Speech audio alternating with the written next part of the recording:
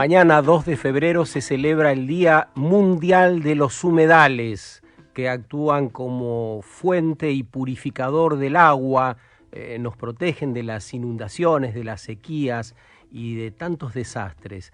En nuestro país no salió todavía la ley de humedales para protegerlos. Muchas organizaciones están trabajando para que eso ocurra durante el año. El problema de los humedales, hablábamos más temprano, en las ciudades, cuando se avanza a través de operaciones inmobiliarias que asientan barrios taponando justamente los humedales, rellenándolos con una codicia que en los últimos años hemos podido ver con mayor claridad, no solo en la Argentina, en muchos lugares del mundo, cuando avanzan esos procesos inmobiliarios.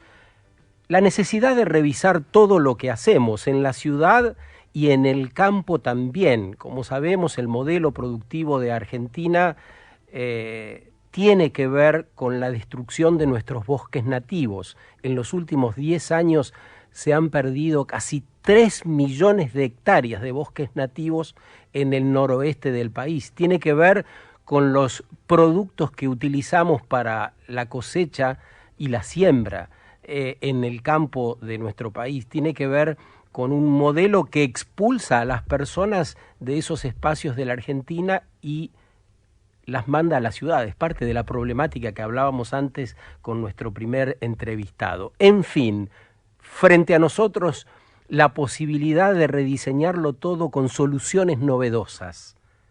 ¿Qué cosas están pensando los jóvenes que trabajan y viven en el campo? Nos acompaña un rato Matías Rato, que es director de la Juventud de la Federación Agraria Argentina. ¿Cómo estás, Matías? Buen día. Hola, buen día, Sergio, para vos y tu audiencia. ¿Estás en Córdoba? En Córdoba, Río Cuarto, Córdoba. En Río Cuarto, una zona productora de excelencia de la Argentina, trigo, soja, maíz. Maíz, La zona de maicera. Maicera. Sí. Y han tenido récords. Córdoba tuvo récords el año pasado de cosechas, ¿no? Sí. Y también hubo una muy parejo en lo que mucho más maíz que soja, que eso ya en los últimos 3 años venía aumentando la cantidad de hectáreas de maíz y bueno, eso es algo que nosotros veíamos como un aspecto muy positivo desde el punto de vista de la sustentabilidad, ¿no? Vamos a ver cómo cerraron las hectáreas este año, digamos.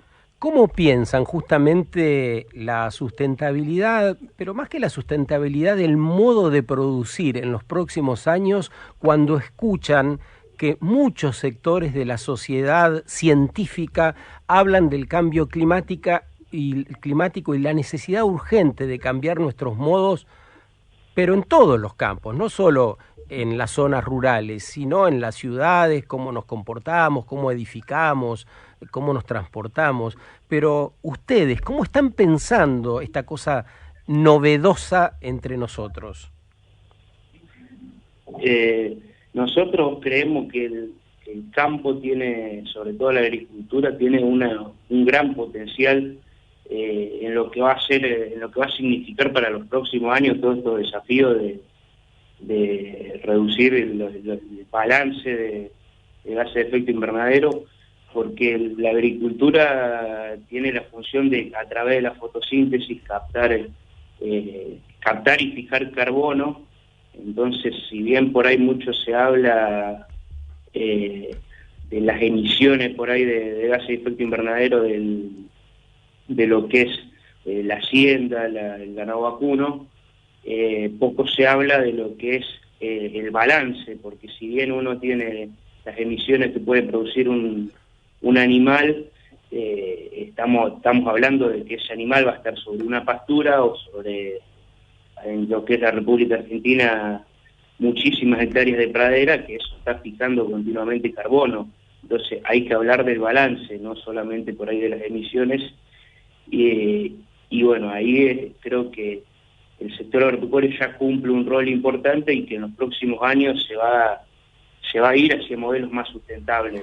A eso íbamos, porque creo que deberíamos acordar de entrada nomás que es insuficiente todo lo que estamos haciendo, nosotros que vivimos en las ciudades y ustedes que viven en el campo. Por lo tanto, este balance que acabas de citar resulta insuficiente para la cantidad de emisiones que hay que bajar frente a una crisis climática y social sin precedentes. Por eso, Matías, quiero saber qué están pensando también con respecto a las poblaciones que se asientan cercanas a esos campos, donde el trabajo no alcanza, como sabemos, el alimento no alcanza en un país que se dice exportador y gran productor de alimentos, y cada vez los sectores que están más disminuidos quedan sin posibilidades de entrar al sistema. ¿Qué es frente a eso?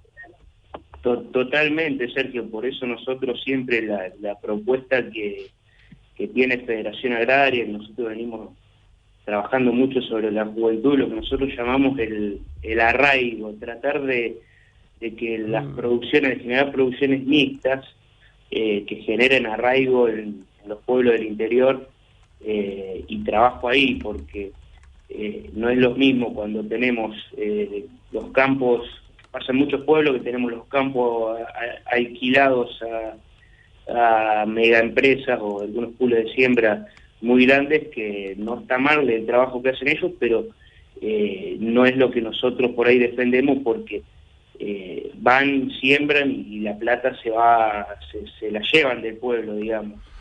Mirá lo que dice Al Gore en la última película. La primera fue La verdad incómoda, 10 años después hizo una nueva para alentarnos sobre el cambio climático. Dice: las corporaciones hackearon la democracia.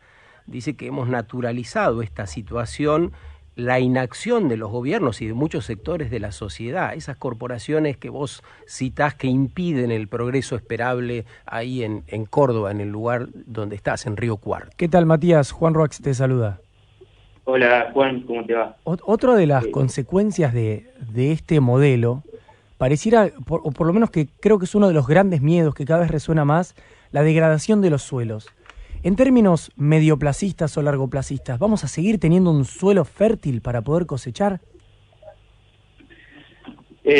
Con respecto a lo que es el suelo, va todo enganchado de lo mismo, lo que veníamos hablando del tema de cómo va orientada la política pública, porque si la política pública solamente deja que el productor pueda hacer soja, es lógico que va a haber degradación si uno no puede hacer una adecuada rotación de cultivo.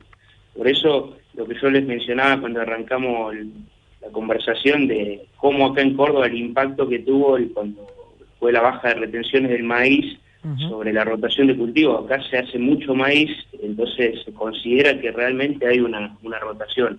No conozco por ahí tanto de las otras zonas, pero acá se trabajó mucho sobre la sustentabilidad de las buenas prácticas agrícolas.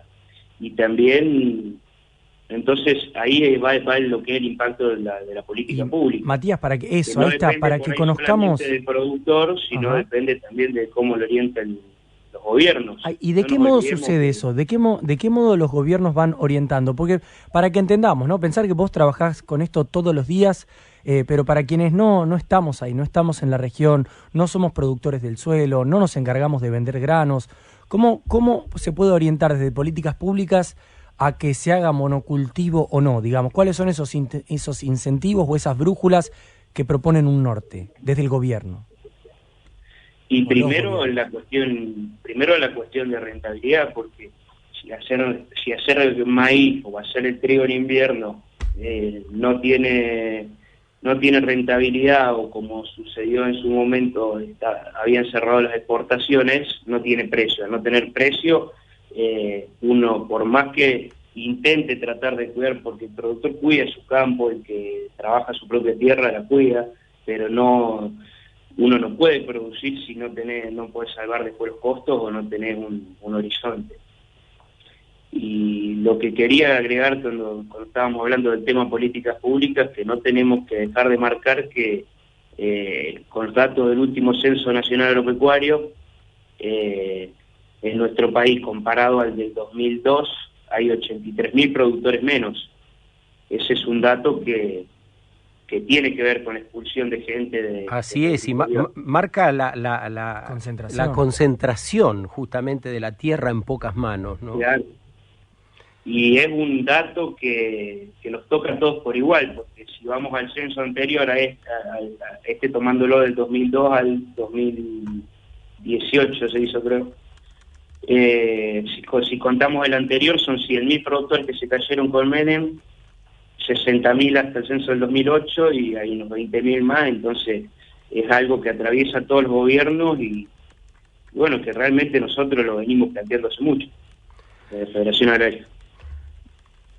Muchas gracias por este rato con nosotros. Se nos vino la hora encima, ya estamos casi sobre las 9, Matías. Es una introducción para atender también qué están pensando en ese lugar de la Argentina donde muchas veces se concentran las expectativas de las mayorías que vivimos acá, porque hasta ahora el modelo al que adscribimos, como en muchos otros lugares, tiene que ver justamente con lo que produzca el campo. Y esto trae a veces miradas distorsionadas desde la ciudad, que por ahí no cuenta con mucha información, y también desde el campo, que posiblemente necesite abrir aún más la mirada a ese mundo nuevo que implicará transformaciones como en el resto de los campos. Así que agradecemos tu mirada y este rato con nosotros. Un gran abrazo. Un abrazo, Sergio, y gracias por la nota. Matías Rato, desde Río Cuarto, es director de Juventud de la Federación Agraria Argentina.